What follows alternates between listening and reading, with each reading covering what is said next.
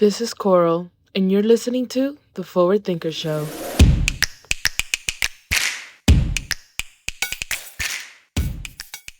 Hey, it's Coral, and welcome back to The Forward Thinker Show, the podcast where we share the stories and expertise of global leaders in business and technology. Today, we have Miss Amy Austin Renshaw. She is the founder and CEO of CodeArt, and she has previously been a mechanical engineering, material science, and she has had her MBA from MIT Sloan, and her MT and her MBA. That's some big girl boss thing. So, hi, Amy. How are you? Coral, I'm doing well. Thanks for having me today. Thank you for coming. I think it's been a long time coming, truly, and I think I feel really honored and happy to have you here. Well, the first question I always ask my guests, Amy, is kind of where are you from? I'm originally from the Midwest, a small town in Minnesota. Austin, Minnesota. So your name is Amy Austin. Was it called from the Minnesota place or no? I wish, but no. So it was pretty cool growing up in a town with the same last name. Yeah, was in the Midwest? Is that where like the cows are? Yeah. With the surrounded by a lot of farmland. The big industry in my hometown is a meatpacking plant. Really? They still have those over there? Yeah. I don't know if you've ever heard of the Spam Museum. There's a Spam Museum? And it's in my hometown. Oh my gosh. Okay, now I have another bucket list item. I have another bucket list item for 2025 because that is interesting. Okay, so I'm curious, how did you go from like Midwestern farmland to now helping the next generation of techies? How did you get into the world of tech? It was really through my mom. Oh, cool. So yeah, even though there was like no tech companies in the town I grew up in, my mom was a math teacher, and I liked math and science, and she always encouraged that. And I think really it was that encouragement from her. Plus, she found this summer camp, the summer after 11th grade, called the WISE Summer Camp, Women in Science and Engineering at Carnegie Mellon University. That was just like super pivotal in my journey, like learning more about opportunities in engineering and really meeting like-minded girls that had the same interests. Oh, that's awesome. So the fact that your mom had a place for you to grow in a summer camp kind of gave you like the motivation to like be more technical and go to even Sloan, which is kind of fun. I did not know about that. I was in Boston just a few days ago and I'm like, this is cold weather. I don't know how you dealt with that during your time. So cool you were at the WT. Yeah. It was WeCode. WeCode. Yeah. So yeah, it was a big culture change going from a little town in the Midwest to Boston. To the East Coast. Yeah, I loved it. Yeah. It was actually less cold. No, really, when you were there? I mean, from Minnesota. Okay, so yeah. I keep going to warmer climates. Yeah, that's awesome. And like, honestly, like when I go to Boston, I learned that you have to, there's the Celtics, there's the Red Sox, and then you Dunkin' Donuts, Patriots. Yeah, you already know. So, Amy, the reason why I brought you in here today is because I really want to talk about, that pipeline. When you're young and impressionable, there's many influences here in the world, and a positive influence that you can have on someone is kind of like change the way they think about traditional roles. So traditionally, like engineering and technical skills are mostly associated with men, but what I've seen with the work that you've done at CodeArt is like you're basically inspiring young girls to really expand their mindset.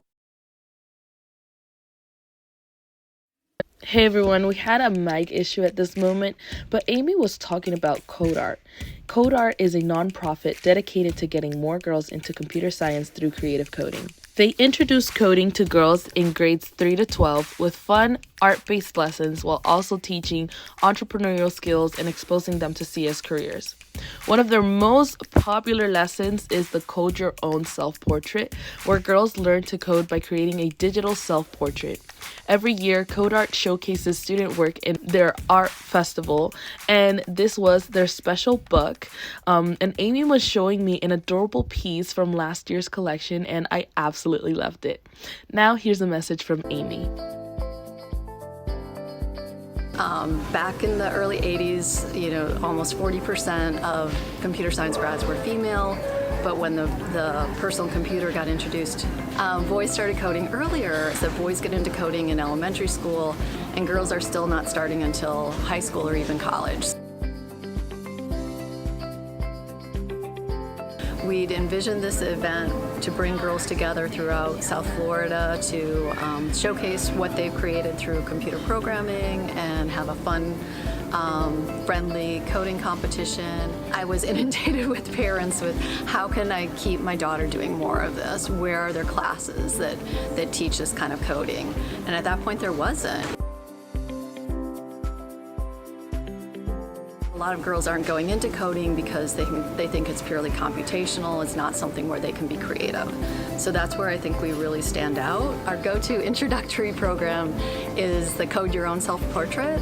So that's where most of our students start, just learning how to create, basically how to draw with code.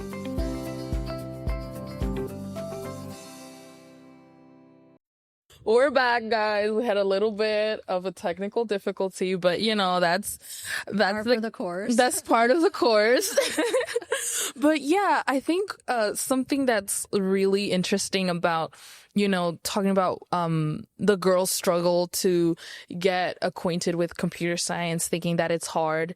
It's kind of inspiring me to ask you, was some of the hardest parts of building Code Art? Yeah, so I think the hardest part was just that I had no background in running a nonprofit. Oh, I wow. had this great idea, and that was what saved me, I guess, because my idea resonated with a lot of people, and I was able to attract amazing people at every step of the way. So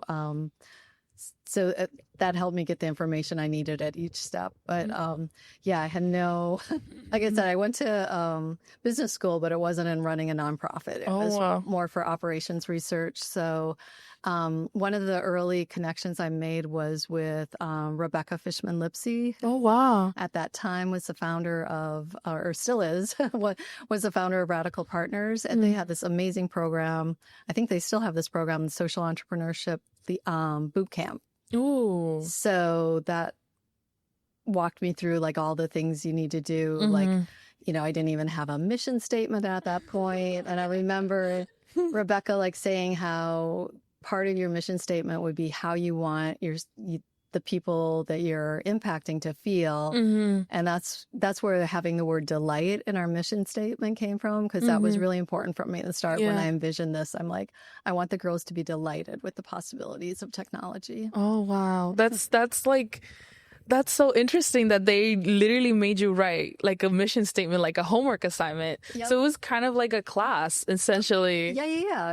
It was a boot camp, and they had like previous people that had gone through it as our mentors. And each class, like they introduce us to the new people who have gone through. So the network grows and grows. And again, it's that idea of building community to help each other. And again, with like Code Art Fest happening next weekend, a part of that is a STEAM Expo. So a lot of these people I met through that boot camp, they come, and they'll have a booth at the expo. So it's a growing community. And but yeah, we'd have assignments like, write your mission statement, do your elevator pitch. And, fundraising is always the hardest part. Oh, yeah.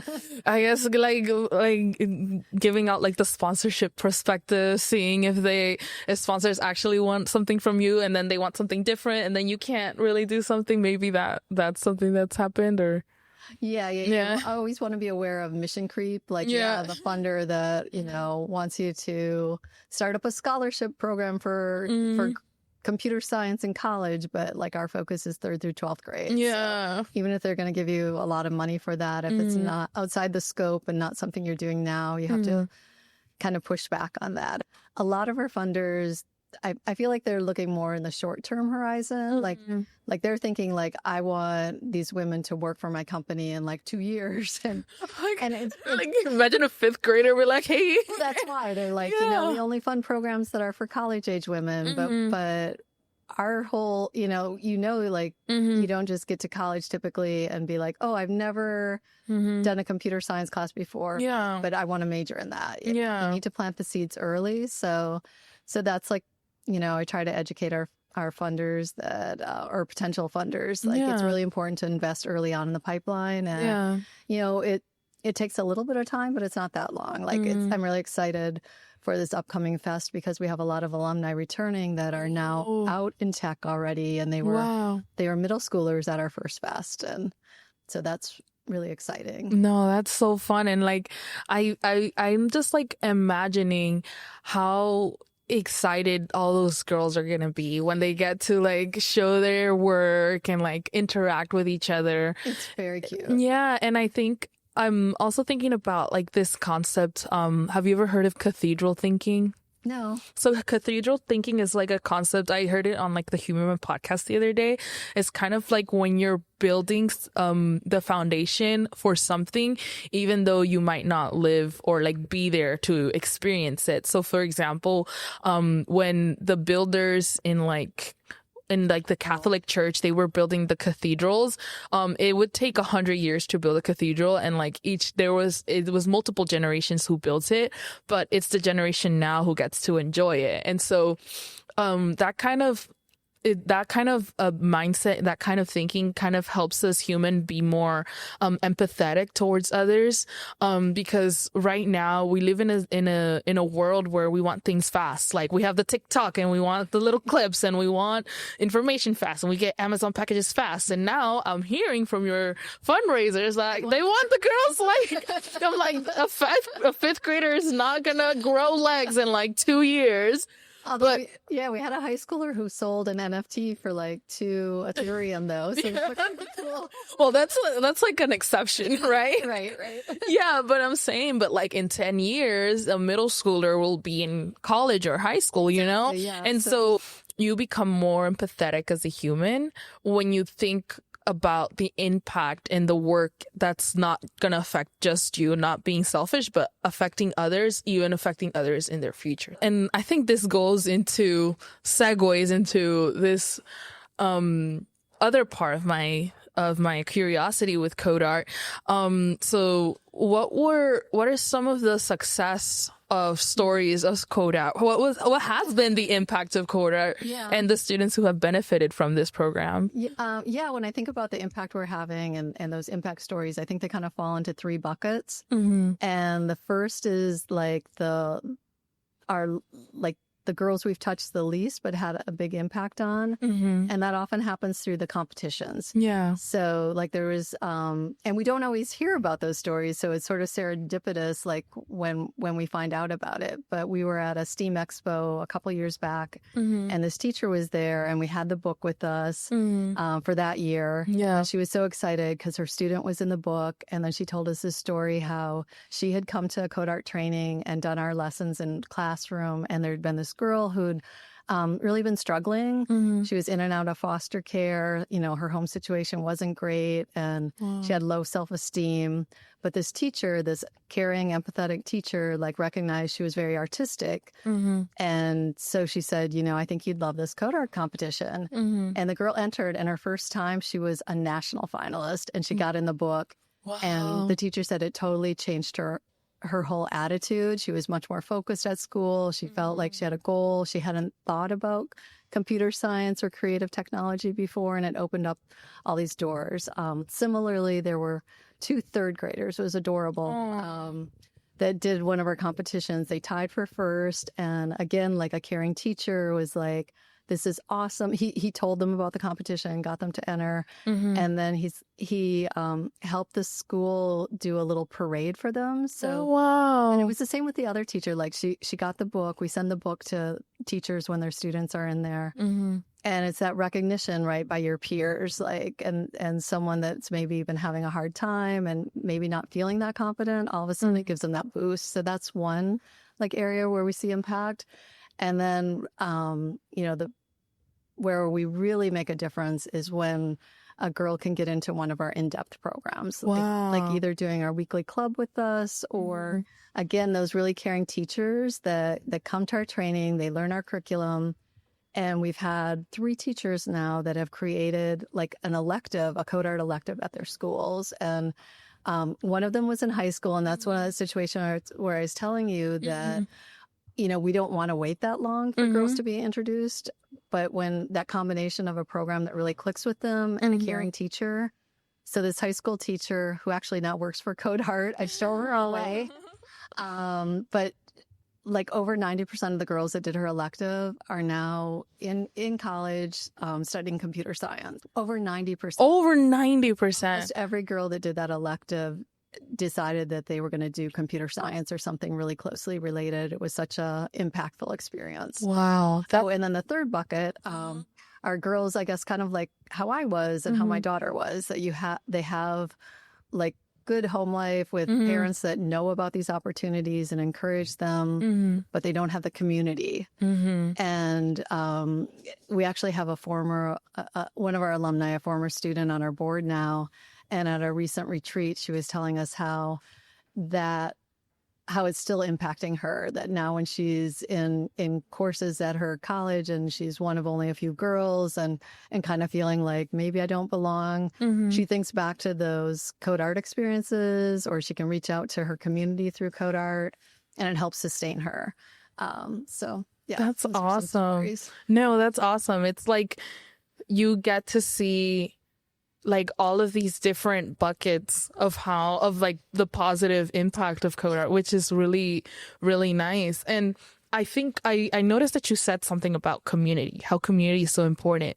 You've mentioned that community has helped you in your entrepreneurial journey, and it's also helped the girls get into technology. So why do you think, having community is important? When you're in the minority, it's important to build that community, right? So when you're on that internship and you're the only woman, but you have that network that you can rely on that can help sustain you. Going back to that first camp at Carnegie Mellon, like meeting those like-minded girls, like I would have never applied to MIT if I hadn't met those girls from all across the country that were thinking about that. I don't even know if I knew about MIT. I was the first person from my public high school to ever go there. So wow.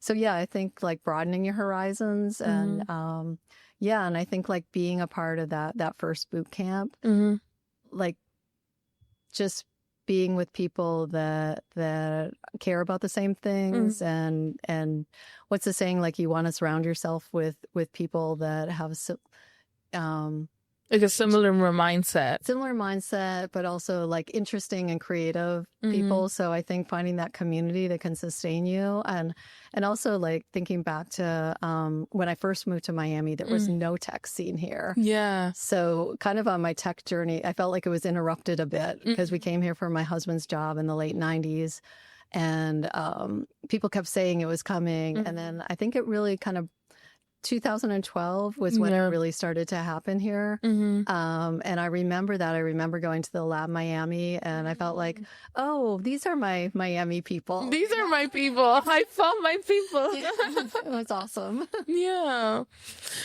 And I think it's really important to find community in places where it's unlikely. A lot of people think Miami, they think like the beach, vacation, but little do they know that there is a growing tech community here at all stages and all levels. From children to serial entrepreneurs, there's something for you here. Absolutely. Yeah.